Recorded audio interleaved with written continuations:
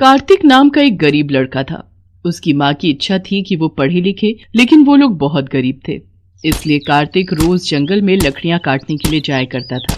एक दिन वो जंगल में लकड़ी काटने गया तो उसे झाड़ियों में किसी के रोने की आवाज आई। वो वहां गया तो उसने देखा कि झाड़ियों में एक सुंदर लड़की फंस गई थी। उसके कपड़े झाड़ियों में बुरी तरह से उलझ गए थे और उसके पंख भी थे। ये देखकर तो कार्तिक आश्चर्यचकित रह गया। वो उस लड़की के पास गया और बोला, तुम कौन हो और इस घने जंगल में क्या करने आई हो?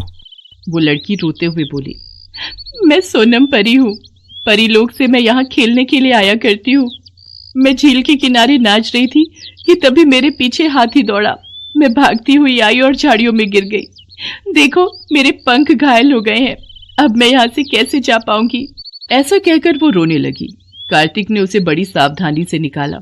उसके पंखों से खून रिसने लगा था। कार्तिक ने वहीं पास के सरोवर से पानी लेकर उन्हें धोया और कहा, अभी तुम्हारे पंख घायल हैं, तुम अपने लोक को नहीं जा पाओगी।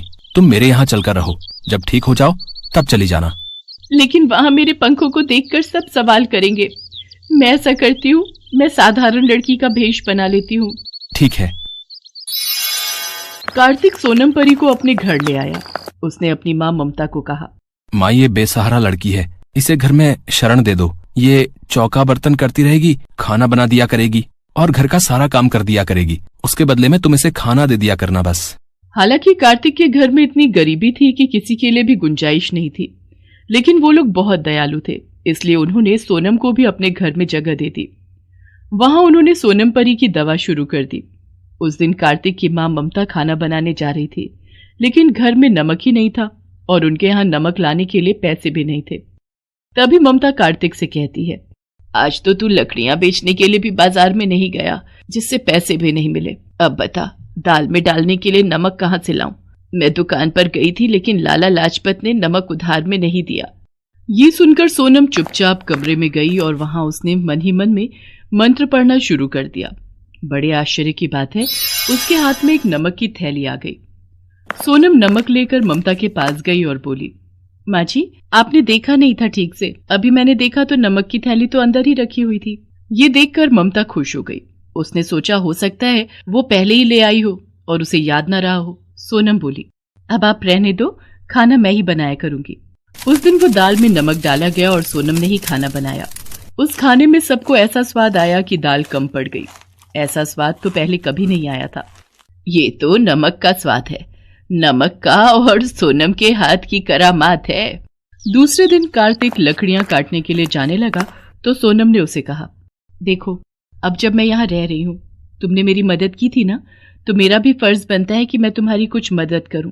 जाओ दुकान से कुछ आलू ले आओ और मैं समोसे बनाती हूँ। तुम गांव में सबको बताकर आना, हमारे यहाँ समोसे की दुकान शुरू हो गई है। ये बात सुनकर कार्तिक खुश हो गया। वो तुरंत ही दुकान से आलू ले आया। सोनम ने आलू उबालने के लिए रख दिए और वो मैदा गूंदने लगी। उसने आलू में वही नमक डाला और मसाले डाले। फिर उसने समोसे बनाए। इस बीच कार्तिक ने पूरे गांव में प्रचार कर दिया कि उसके यहाँ समोसे मिलते हैं। कुछ लोग समोसे खरीदने आए और जब उन्होंने समोसे खाए तो उन्हें वो बहुत ही स्वादिष्ट लगे। गांव के लोग राजू, बंटी और टीका आपस में बातें करने लगे। अरे भैया, सुना है कार्तिक के यहाँ समोसे की दुकान खुल गई है। हाँ है, उसके यहाँ कोई बेसहारा लड़की है, उसने बनाया है। सुना है बहुत ही स्वादिष्ट समोसे बनाती है। अरे सुना क्या, मैंने तो आज लेकर खाए हैं, बहुत अच्छे बने हैं भैया। हाँ, मैंने तो इतने स्वादिष्ट समोसे आज तक अपनी जिंदगी में कभी नहीं खाए। मैं तो और भी लेने जा रहा हूँ भैया। हाँ। दोपहर होते होते सारे समोसे बिक गए। दूसरे दिन फिर वही हाल रहा। उसने अब की बार ढेर सारे समोसे बनाए और वो समोसे भी बिक गए। अब तो सोनम के बनाए हुए समोसे आसपास के गांव में तो क्या, आसपास के इलाकों में भी मशहूर हो गए। कार्तिक बहुत खुश था। वो अपनी माँ ममता से बोला, अब तो हमारे पास नोटों की बरसात होने लगी है। यही हाल रहा तो थोड़े दिनों में हम बहुत अमीर हो जाएंगे। अब हमारे समोसे खरीदने के लिए लाइन लगती है, लाइन। इतनी लंबी लाइन में लोग घंटों खड़े रहते हैं, लेकिन समोसे लेकर ही जाते हैं। और ताज्जुब वाली बात यह है कि नमक की थैली खत्म ही नहीं होती, वो जो की त्यों है। ममता के पड़ोस में एक दुष्ट और ईर्ष्यालु आदमी नाथुराम रहता था। उसे यह हजम ही नहीं होता था कि कोई उससे ज्यादा कमाई करे। वो मन ही मन सोचने लगा, कमाल है? अभी थोड़े दिन पहले ये लोग भूखे मरते थे और आज उनके यहाँ दौलत बरस रही है। इतने ज्यादा समोसे बिक रहे हैं और इतनी लंबी लाइन लगती है कि लोग घंटों खड़े रहते हैं, लेकिन समोसे लेकर ही जाते हैं। आखिर ऐसी कौन सी खास बात है? कमबख्त स्वादिष्ट तो बहुत है, मैंने भी खाकर देखे हैं। वो कार्तिक के घर के पास गया और चुपके से जाकर देखने लगा। उसने देखा कि सोनम ने ज्यादा कुछ नहीं मिलाया था, वो नमक आलू में डाला था। नाथूराम ने सोचा, ओह, इसका मतलब इस नमक की रहमत है। मैं इस नमक को ही चुरा लेता हूँ। इसको अगर चुरा करके ले जाऊं और इस नमक को डालकर समोसे बनाने लगूं तो मेरे भी समोसे मशहूर हो जाएंगे, तो मैं भी माला माल हो जाऊंगा। हाँ, ये ठीक रहेगा। ये सोचकर वो अपने घर चला गया। आधी रात को वो उठा और कार्तिक के घर पहुंचा। वहां तो सब गहरी नींद में सो रहे थे।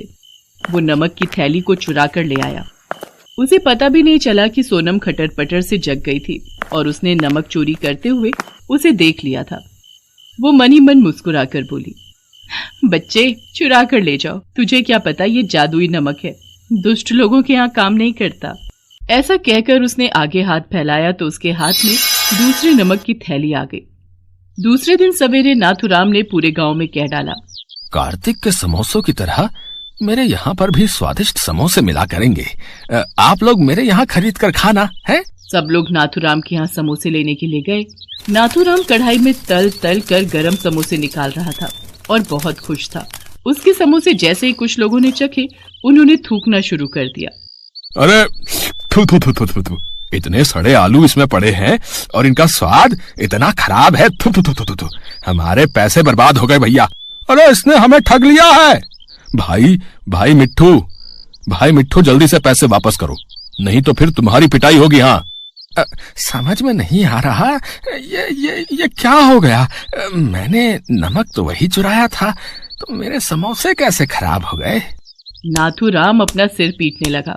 लालच के मारे एक आलू की बोरी भी खरीद कर ले आया था। सारे लोग भाग भाग कर कार्तिक के यहाँ पहुंच गए। वहां लाइन लगाकर खड़े हो गए। वहां गर्मा गर्म समोसे निकाले जा रहे थे और सब लोग खरीद कर खा रहे थे। सोनम परी के घाव अब ठीक हो गए थे।